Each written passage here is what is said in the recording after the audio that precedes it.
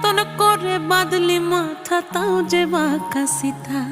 মেদিনীপুরে রায়না চিরন বাঁকুড়ার ওই ফিতা, আরে যতন করে বাঁধলি মাথা তাও যে বাঁকা সিথা। পেছ পাড়ি